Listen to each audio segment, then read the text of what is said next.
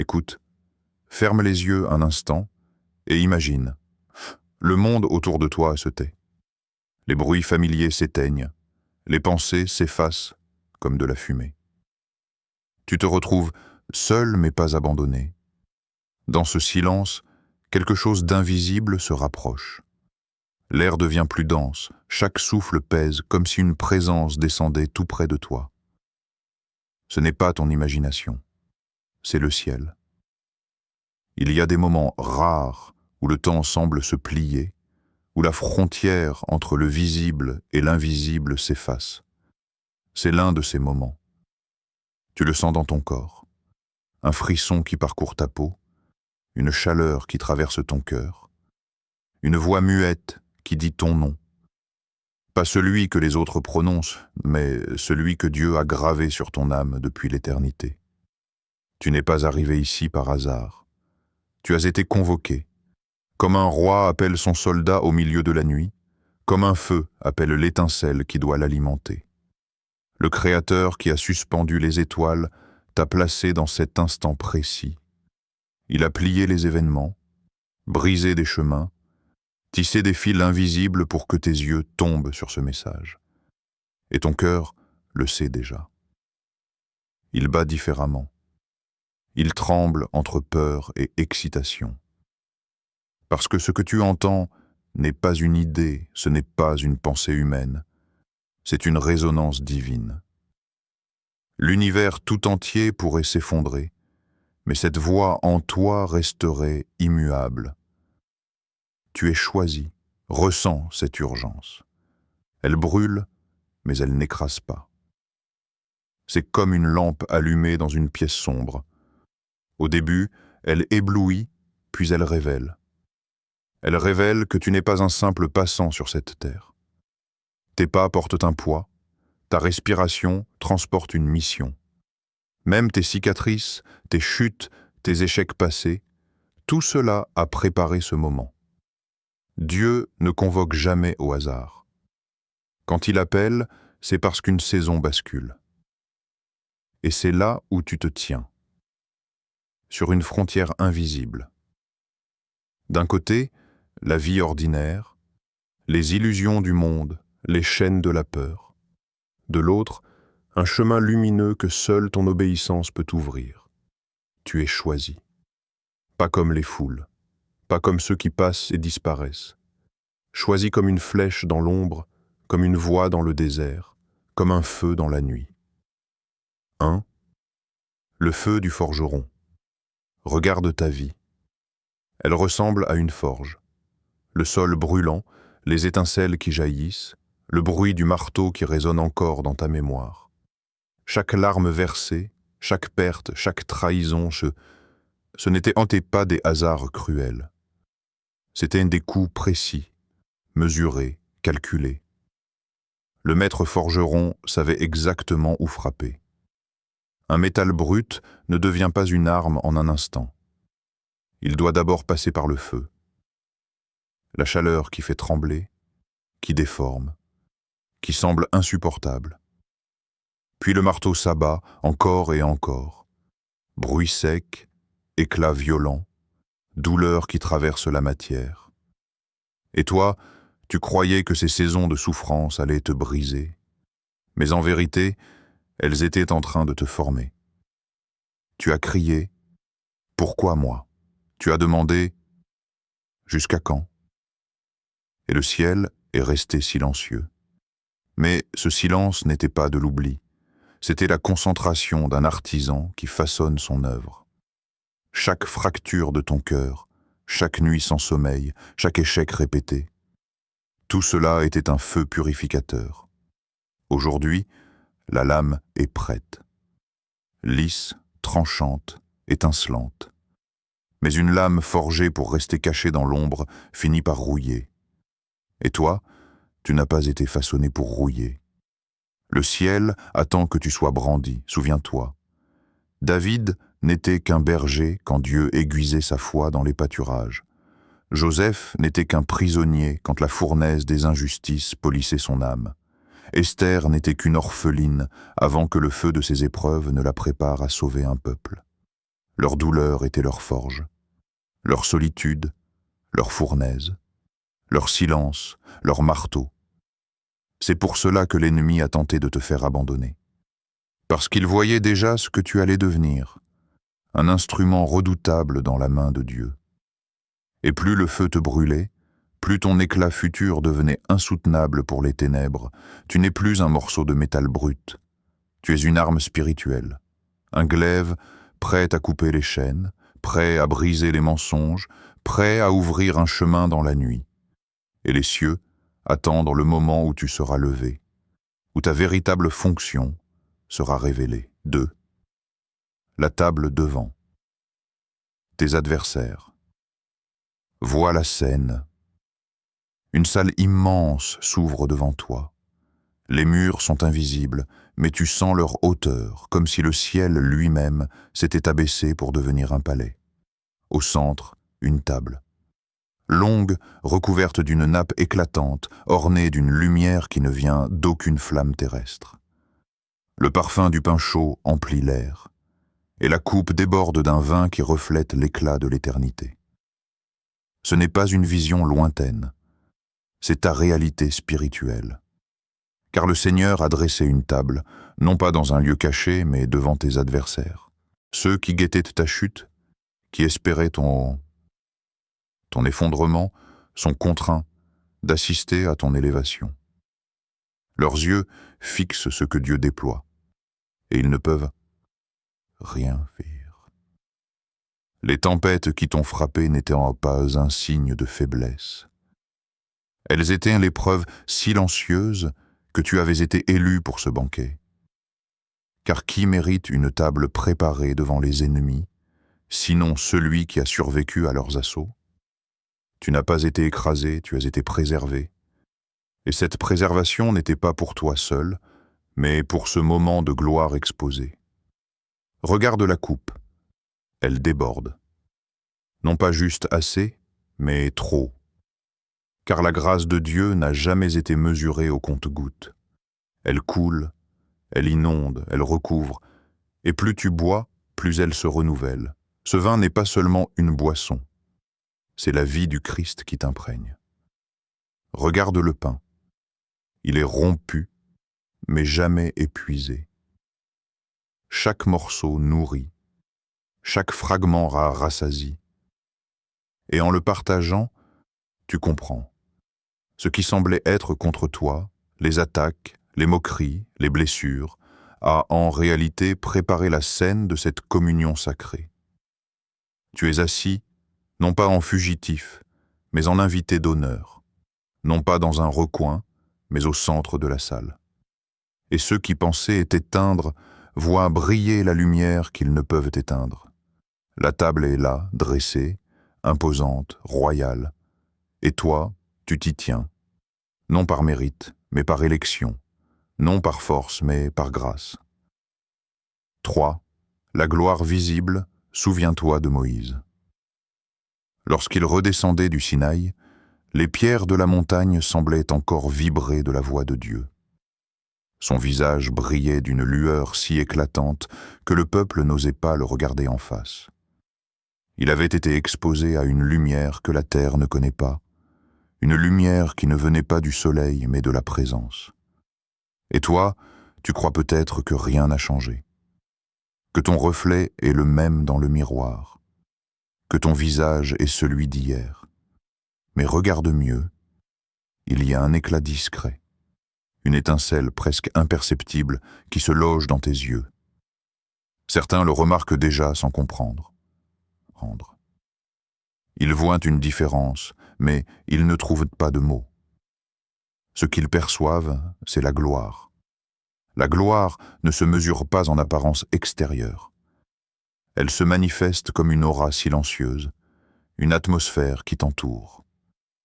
Tu entres dans une pièce et les conversations ralentissent. Tu n'as pas parlé, mais ta présence change l'air. Tu marches et une force invisible accompagne tes pas. Ce n'est pas toi, c'est l'Esprit qui a apposé son sceau sur toi. Cette gloire n'est pas bruyante, elle n'a pas besoin de se prouver, elle se contente de rayonner. C'est la signature divine qui dit au monde, « Celui-ci m'appartient. Celle-ci porte ma lumière. » Et parfois, cette gloire te dérange toi-même, parce qu'elle attire des regards, provoque des réactions. Certains sont fascinés, d'autres sont irrités. Car la lumière dévoile. Elle met à nu ce que les ténèbres voulaient cacher. Souviens-toi, Moïse devait mettre un voile sur son visage, parce que la gloire était trop forte pour le peuple. Mais toi, le voile a été ôté par le Christ. La gloire que tu portes n'est pas destinée à être cachée, mais à être vue. Non pour t'exalter, mais pour révéler celui qui vit en toi. Alors accepte ce changement mystérieux. Ne doute pas de ce que les autres perçoivent. Ce n'est pas ton imagination, ce n'est pas une illusion, c'est le signe. L'Esprit de Dieu inscrit son empreinte sur toi, et le monde commence à la remarquer. 4. La fuite impossible. Imagine la mer. Large, sombre, agitée par des vents qui ne suivent aucune logique. Jonas monte à bord d'un navire, croyant échapper à la voix qui l'a appelé. Il se persuade que la distance peut briser l'écho de Dieu. Chaque pas vers l'horizon lui semble une victoire contre l'invisible. Mais le ciel, lui, ne s'éloigne jamais. La tempête surgit. Pas une tempête ordinaire, mais une colère orchestrée. Les vagues se lèvent comme des murailles, liquides, le tonnerre déchire le ciel. Les marins hurlent, prient leur Dieu, jettent leur cargaison. Mais rien n'apaise la mer. Car cette tempête n'est pas contre eux, elle est contre un seul homme, contre Jonas. Il croyait pouvoir fuir, mais l'univers entier s'est ligué contre son évasion. Le vent était une main, les vagues un rappel, le ciel un juge. Et quand enfin il a été jeté à la mer, le poisson l'a avalé. Pas par hasard, pas comme un accident marin, mais comme une prison choisie par Dieu pour ramener son prophète à la mission qu'il refusait. Et toi, crois-tu vraiment que tu pourras fuir? Crois-tu que tu pourras enterrer l'appel, fermer tes oreilles, occuper tes journées de bruit et d'écran? Tu peux courir, tu peux t'enfuir, mais l'appel te poursuivra. Les vents se lèveront, les circonstances se retourneront, jusqu'à ce que tu te retrouves face à face avec celui qui t'a désigné. Tu le sais déjà. Certains événements de ta vie n'avaient pas de logique humaine, des rencontres improbables, des accidents évités de justesse, des portes qui se sont fermées brutalement. Ce n'était pas du hasard. C'était des vagues, des tempêtes, des rappels. Dieu ne lâche pas ceux qui l'appellent. Même dans le ventre du poisson, Jonas n'était pas abandonné. Il était retenu, préservé, redirigé. Alors écoute bien. L'appel de Dieu n'est pas une option que tu peux ranger dans un tiroir. Il est une voix qui remplit l'univers. Tu pourras l'ignorer, mais tu ne pourras jamais l'éteindre. Comme Jonas, tu seras ramené, tôt ou tard, à ce que tu dois accomplir. Et chaque fois que tu t'éloignes, souviens-toi, le ciel est capable de déplacer vents et vagues pour te ramener là où tu dois être. 5. La porte ouverte. Devant toi, il y a une porte. Pas une petite ouverture fragile, mais une arche immense dressée au milieu de ton chemin. Elle scintille d'une lumière qui ne vient pas du soleil, une lumière qui ne projette pas d'ombre. Tu la regardes et tu comprends. Ce n'est pas une porte façonnée par des mains humaines.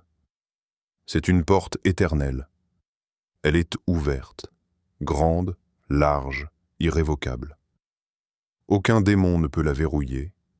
Aucune critique ne peut la condamner. Même tes propres doutes, aussi lourds soient-ils, n'ont pas la clé pour la fermer. Cette ouverture n'existe que parce que le ciel l'a décrétée. Elle n'est pas née de ton mérite, mais de ton élection. Mais une vérité solennelle s'impose. Une porte n'est utile que si on la franchit. Tu peux la contempler, en parler, la décrire, t'écrire, Mais tant que tes pieds ne se décident pas, tu restes de ce côté-ci. Et de l'autre côté, les promesses attendent. Les bénédictions sont posées comme des trésors scellés. La table est dressée. Les chants résonnent déjà. Mais tout demeure inaccessible tant que tu hésites. Avance. Même si tes genoux tremblent, même si ton cœur se serre. Avance. Car cette peur n'est qu'un voile, une illusion que l'ennemi a dressée pour t'immobiliser. Si tu fais un pas, juste un pas, tu verras qu'il n'y avait rien à craindre. Le seuil n'est pas un piège, c'est une libération. Regarde les héros de la foi. Abraham a franchi la porte quand il a quitté sa terre sans savoir où il allait. Moïse l'a franchi en posant son bâton sur la mer qui s'ouvrait. Pierre l'a franchi quand il a osé marcher sur les eaux. Aucun d'eux n'était prêt, tous tremblaient. Mais ils ont avancé. Et c'est dans leurs pas que la gloire s'est révélée. Toi aussi, tu es devant ta mer rouge, devant ta porte grande ouverte. Et le ciel attend ton mouvement, pas demain, et pas plus tard, maintenant. Avance même avec tes larmes, avance même avec tes faiblesses, avance, car de l'autre côté, le monde ne te reconnaîtra plus. 6. La moisson cachée. Regarde le champ. À perte de vue, une mer d'or ondule doucement sous le souffle du vent.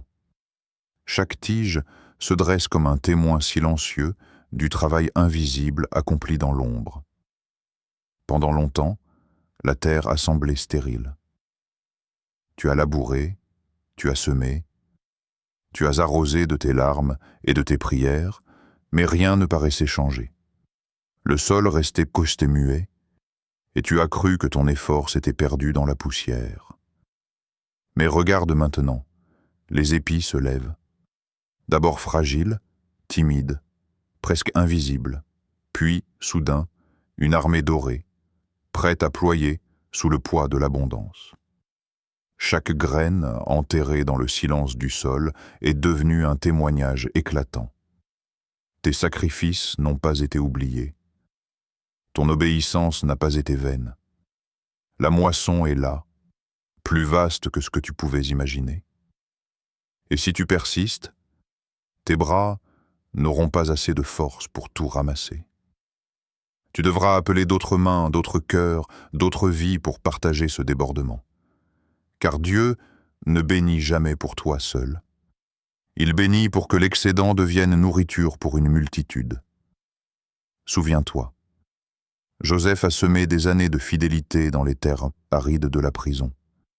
Et quand la saison de la moisson est arrivée, son blé a nourri des nations entières. Ruth a glané humblement derrière les moissonneurs, et sa fidélité l'a conduite jusqu'à l'arbre généalogique du Messie. Ta moisson aussi portera une empreinte qui dépasse ton histoire. Vois le soleil descendre sur ce champ immense. Chaque rayon embrase la récolte d'un feu doré. C'est une image, mais aussi une réalité spirituelle. Ce que tu croyais perdu est en train de mûrir. Le ciel n'a rien oublié. Pas une prière n'est tombée dans le vide. Pas une larme n'a été gaspillée. Tout a été enregistré, enfoui dans la terre divine, attendant le temps fixé. Et ce temps est arrivé. L'odeur du blé emplit l'air, le vent agite les tiges prêtes à être coupées. Tu n'es plus dans la saison des semailles, tu entres dans celle de la récolte, et elle est si grande que tu en seras dépassé. 7. Le feu du ciel. Imagine la montagne. Le ciel est lourd, chargé d'attente. En bas, une foule rieuse, incrédule, qui se moque de cet homme seul, Élie, debout face à des centaines de prophètes ennemis. Leurs voix tonnent, leurs cris résonnent. Leurs gestes frénétiques cherchent à attirer un Dieu silencieux. Leurs autels s'imprègnent de sueur et de sang, mais rien ne se passe. Le vent souffle, les nuages passent, mais aucun feu ne descend. Et puis vient le moment. Élie s'avance calmement. Pas de danse frénétique, pas de cris désespérés. Seulement une prière courte, simple, presque murmurée. Il lève les yeux et parle à celui qu'il connaît. Pas un Dieu lointain, mais le Seigneur vivant. Et soudain, le feu tombe. Brutal, violent, éclatant. Les flammes jaillissent du ciel comme une pluie ardente, dévorant l'autel, le bois, les pierres, l'eau même versée pour défier l'impossible. Le silence tombe sur la foule. Plus un mot, plus une moquerie, juste la peur, l'étonnement, le respect face à la puissance nue du Dieu vivant. Ce même feu sommeille en toi, pas un feu de destruction, mais un feu de révélation. Une flamme intérieure qui brûle sans consumer, qui éclaire sans s'éteindre.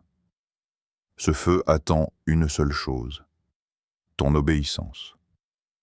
Quand tu diras « oui », les flammes de l'esprit embraseront ton atmosphère. Ce ne sera pas seulement une émotion intérieure, mais une transformation visible. Comme une chaleur qui rayonne de toi, une lumière qui perce même les regards les plus sceptiques. Là où tu marcheras, les ténèbres reculeront. Là où tu parleras, les cœurs s'ouvriront. Le feu du ciel n'est pas réservé aux prophètes d'autrefois.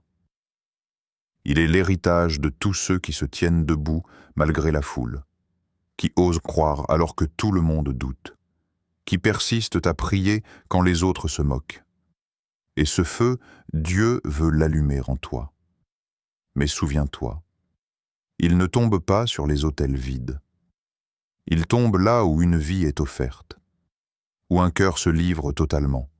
Prépare ton autel, offre ton « oui » et le feu descendra. 8. Le combat des ténèbres. Regarde autour de toi. Le monde s'est transformé en un labyrinthe sonore. Des écrans s'allument sans repos, des voix se succèdent sans fin, des images défilent si vite que ton esprit n'a plus le temps de respirer. Les notifications vibrent, les rumeurs se répandent, les mensonges se camouflent dans des demi-vérités séduisantes. Tout est conçu pour occuper tes sens, pour saturer ton âme, pour étouffer ce qui est essentiel. Ce n'est pas anodin, c'est une stratégie. Les ténèbres ne cherchent pas toujours à t'écraser de front. Elles préfèrent t'endormir doucement, te faire croire que tu es éveillé alors que tu sombres dans l'oubli. Le vrai danger n'est pas le rugissement du lion, mais le murmure continu qui t'éloigne de la voix du berger. Écoute les bruits, une marée de distractions qui semble inoffensive, mais qui érode ton attention comme la mer ronge une falaise. Chaque scroll, chaque rumeur, chaque peur exagérée est une pierre arrachée à ton mur intérieur. Peu à peu, le sanctuaire de ton cœur s'effondre et tu ne t'en rends même pas compte. Mais si tu fermes les yeux, si tu oses couper le flux, tu découvriras autre chose. Derrière le vacarme, il y a un silence qui parle, une voix qui n'a pas besoin de crier pour être entendue. Elle ne s'impose pas, elle appelle, doucement, fermement. Elle dit « Lève-toi, c'est ton heure ».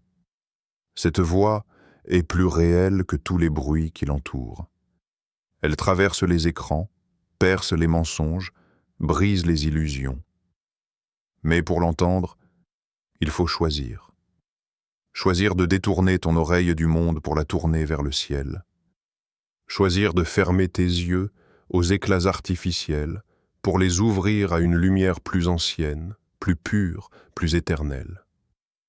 Le combat des ténèbres n'est pas seulement à l'extérieur. Il est en toi, dans ton attention, dans ton cœur. Chaque jour, tu es placé entre deux sons, le vacarme du monde et le murmure de Dieu. Lequel écouteras-tu? Car même au milieu de la confusion, sa voix reste claire. Elle t'appelle, elle insiste, elle ne se lasse pas. Et si tu tends l'oreille, tu l'entendras encore. Lève-toi, c'est ton heure. 9. Le poids de ton oui. Ton oui n'est pas un mot ordinaire. Il n'est pas une simple réponse arrachée à la hâte dans un moment d'émotion. Non, ton oui est une clé forgée dans l'éternité, sculptée dans le plan de Dieu, capable d'ouvrir des portes que personne ne pourra jamais refermer. Chaque pas de foi que tu fais secoue les ténèbres. Tu ne le vois peut-être pas, mais à chaque fois que tu obéis, des chaînes invisibles se brisent. Des murailles que tu croyais indestructibles se fissurent. Ce qui semblait figé commence à trembler, car ton « oui » n'agit pas seulement sur ton chemin. Il provoque un séisme spirituel autour de toi. Chaque choix d'obéissance devient une pierre posée dans une fondation éternelle.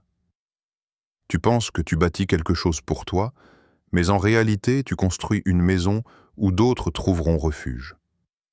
Tes sacrifices, tes renoncements, tes décisions alignées avec la volonté de Dieu, tout cela devient des murs solides où des générations futures pourront s'abriter. Ta famille dépend de ton « oui », tes amis aussi.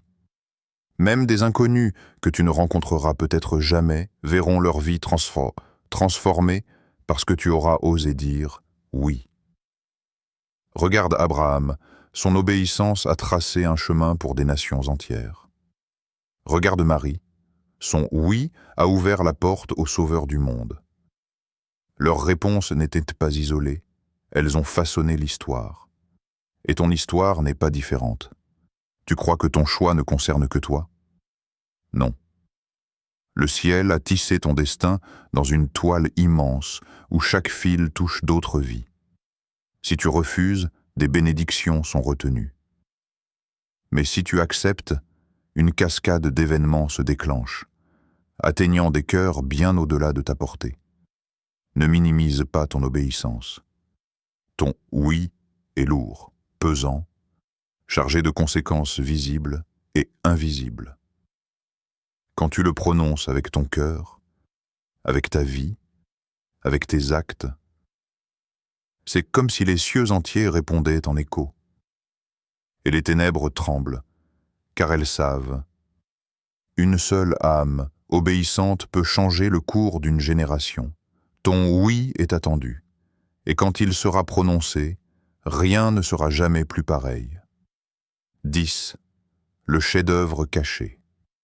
Ta vie est comme une toile, immense, parfois chaotique, couverte de coups de pinceau que tu ne comprends pas encore. Certaines zones sont sombres, presque étouffantes, d'autres éclatent de lumière. Tu te tiens devant ce tableau en construction et tu crois parfois qu'il n'a ni sang ni beauté. Tu vois des cicatrices comme des taches, des erreurs comme des bavures, des regrets comme des éclaboussures maladroites.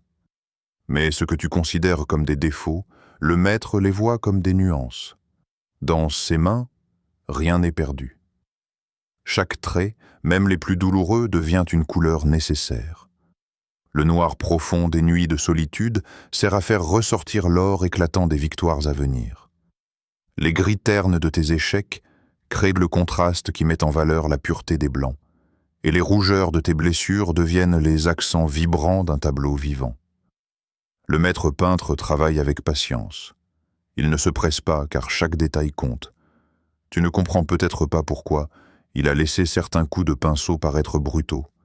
Mais lui, il sait qu'ils étaient essentiels pour donner de la profondeur, de la texture, une force unique à ton histoire. Et le tableau n'est pas terminé. C'est peut-être ce qui te trouble. Tu juges une œuvre encore en cours. Tu regardes une esquisse et tu crois que c'est l'image finale. Mais l'artiste n'a pas lâché son pinceau. Il continue, couche après couche, détail après détail. Là où tu ne vois que des ordres, lui voit déjà l'harmonie qui prend forme. Le ciel s'apprête à révéler au monde ce chef-d'œuvre que tu es. Un jour, ceux qui t'ont connu seulement dans tes esquisses inachevées verront l'éclat final. Ils comprendront que les zones qu'on les sombres servaient à préparer la lumière, que les faiblesses étaient des ombres nécessaires pour exalter la force de Dieu en toi. Et lorsque le voile sera levé, ce ne sera pas ton nom que l'on acclamera, mais celui de l'artiste. Car ta vie entière sera la signature visible d'un Dieu qui ne commet pas d'erreur, mais qui transforme chaque fragment en beauté éternelle. Écoute, les ténèbres grondent, l'air est plus lourd, comme chargé d'une menace invisible. Rien de ce que tu traverses n'est anodin. L'ennemi intensifie ses attaques parce qu'il a vu ce que toi, tu n'as pas encore pleinement compris.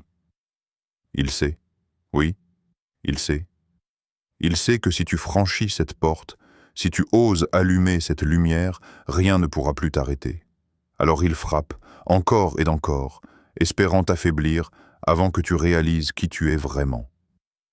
Ressens cette pression, cette confusion, ces luttes intérieures qui semblent vouloir t'étouffer. Ce ne sont pas des signes de défaite. Ce sont les secousses d'une guerre spirituelle. Les forces qui s'opposent à toi se déchaînent parce qu'elles savent qu'elles perdent. Elles voient déjà la gloire qui se lève sur toi comme l'aube après une nuit interminable. Elles savent que leur temps est court et qu'une fois que tu te lèveras, leur influence sera brisée. Alors ne reste pas immobile. Lève-toi. Revêt ton armure. Pas une armure terrestre faite de métal fragile, mais l'armure de Dieu, forgée pour ce combat invisible. Ceinture de vérité autour de ta taille, plastron de justice qui protège ton cœur, bouclier de la foi pour éteindre les flèches enflammées, casque du salut pour garder ton esprit. Et dans ta main, l'épée de l'esprit, vive, tranchante, implacable. Fixe ton regard sur celui qui marche devant toi. Ne regarde pas la tempête, ni les géants, ni les ténèbres qui crient pour te détourner. Regarde le Christ, capitaine de ton armée, déjà couronné de victoire. Quand tu marches derrière lui, aucun ennemi ne peut tenir. Ce moment est trop grave pour jouer. Les choix que tu fais aujourd'hui décideront des générations à venir. Tes hésitations nourrissent l'adversaire, mais ta détermination le terrasse. Tu ne combats pas seulement pour toi. Tu combats pour ton héritage, pour ta famille, pour ceux qui viendront après toi. Ton heure n'est pas demain, elle est simplement et maintenant. Le champ de bataille est dressé, les armées célestes sont en position, et le ciel attend ton cri. Une seule décision, un seul pas de foi, et les ténèbres s'effondreront comme des murailles frappées par le feu. Ton heure est venue. Elle est brûlante, elle est irrévocable, elle est maintenant.